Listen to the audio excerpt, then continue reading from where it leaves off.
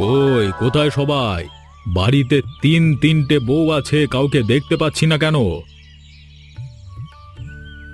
বাবা তুমি এসেছো? হায় মা হায়, অনেকদিন পরে তোরা এলি, বেশ করেছিস। কি হয়েছে মা, তোমার শরীর খারাপ? এরকম লাগছে কেন তোমাকে? আরে পিসে মশাই, পিসিমা, এসো এসো। তোমরা কতদিন পর এলে? এখন বেশ কিছুদিন এখানেই থাকবে তো? তোমাদের কথা রোজ আমার মনে পড়ে গো। কি যেন বলছিলে তুমি পিসি? শাশুড়ি মার মুখ শুকনো লাগছে কেন? কি আর করব বলো, আমরা তিন বউ মিলে বলে বলে মাথাটা খারাপ করে ফেলেছি, কিন্তু ঘর ভর্তি খাবারও একটুকু মুখে তোলে না। এই বুড়ো বয়সে এত খাটাখাটনি করলে কি আর শরীর থাকবে বলো? সত্যি কথা, এইটুকু তো আমাদের সংসার। স্বামীরা সবাই বাইরে আছে, এর মধ্যে আপনজন বলতে শুধুই আমাদের মা। হ্যাঁ মা, আপনি বলুন না, আমরা কি মিথ্যে কথা বলছি? না মা, তা কেন হবে? তোমরা আছো বলেই তো বেঁচে আছি। তোমরা আমার কত খেয়াল রাখো সারাদিন। তা বলছি বাবা, তোমাদের আসতে কোনো অসুবিধে হয়নি তো?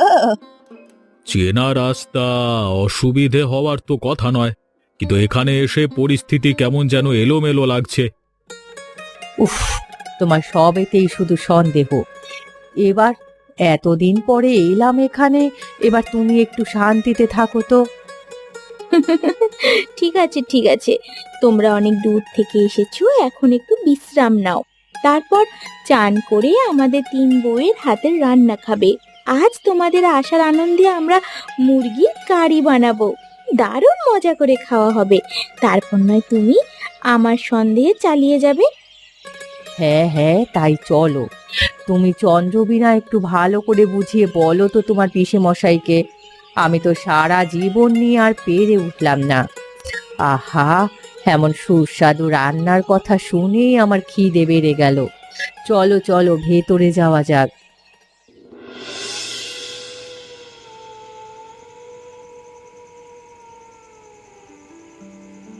কি হলো, তুমি কি সারা রাত এরকম ঘুরে বেরিয়েই কাটাবে? বলি, এটা তোমার শহর নয় যে সারা রাত জেগে থাকবে। এটা হচ্ছে গ্রাম, বুঝলে তো? এসে শুয়ে পড়ো চুপচাপ। না গো, আমার ঠিক পুরো বিষয়টা ভালো লাগছে না।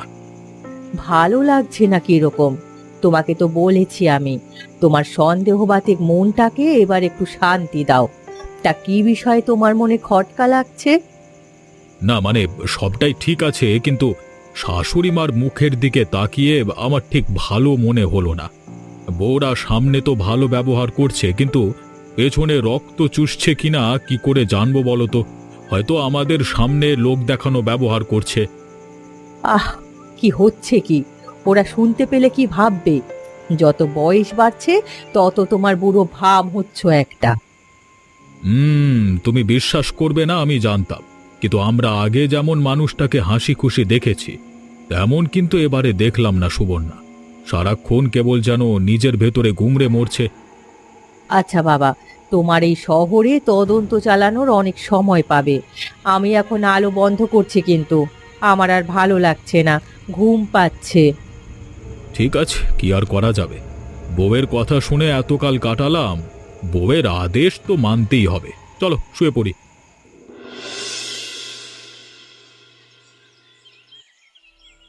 শাশুড়ি মা, এ বয়সে এত কাজ করা কি ভালো দেখায়?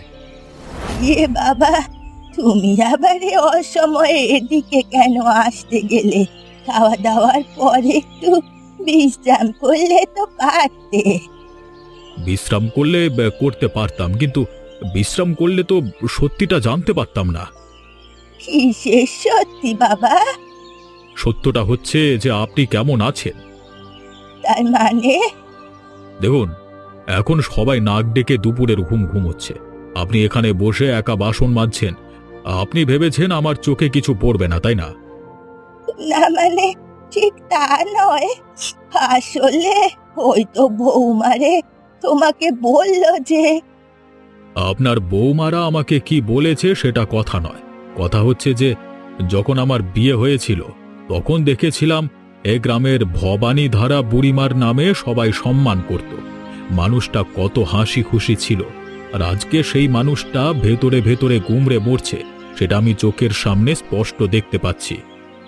হয়তো তুমি যে কথাগুলো ভাবছো সেগুলোই সত্যি। তার মানে এটাই যে আপনার বউরা আমাদের সামনে ভদ্রতা করে ভালো সাজছে। হ্যাঁ বাবা, বড় কষ্ট দেয় ওরা আমাকে। প্রথম প্রথম সব ভালো ছিল, কিন্তু এখন তো আমায় মানুষ বলে মনেই করে না। সকালে উঠে এক গ্লাস জল পর্যন্ত জোটে না ঘরের কাজ না করলে। যদি কোনোদিন ভুল করেও বলে বলি মা একটু চা দে, শুনে যেন মারতে তেড়ে আসে। জানতাম, তার মানে তিনজনেই। তিনজনেই এক। আর ছোটটা উফ, এমন ভাব করে যেন আমি তার শত্রু। ভাতের হাঁড়ি পর্যন্ত এ বয়সে কাজ না করলে আমার সামনে থেকে সরিয়ে নেয়, আর তোদের সামনে এরকম ভালো সাজছে। ঠিক আছে, আপনি চিন্তা করবেন না, আমি আছি, সব ঠিক করে দেব। কেউ জানতেও পারবে না কোনো কিছু যে আপনার সাথে আমার কথা হয়েছে। বাবা, মাঝে মাঝে ভাবি একদিন বুড়ি চুপচাপ মরেই যাবে, কেউ টেরও পাবে না।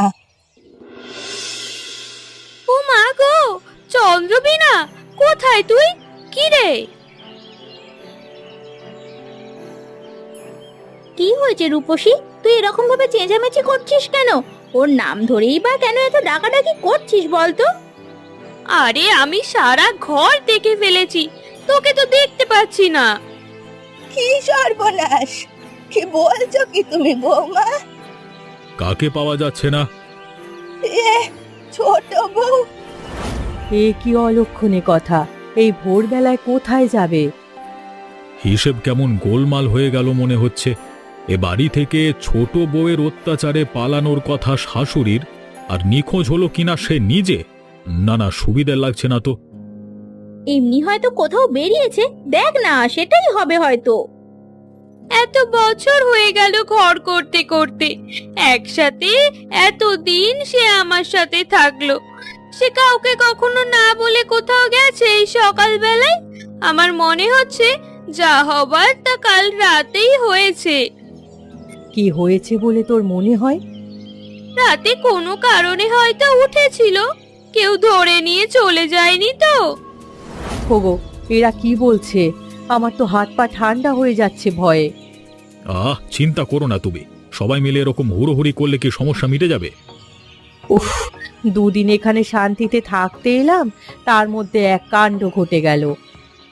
সে যা মানুষ ছিল তাতে তাকে ধরে নিয়ে যেতে পারে এমন বুকের পাটা কারোর আছে বলে তো মনে হয় না। আহা, আবার তুমি এর মধ্যে শুরু করলে।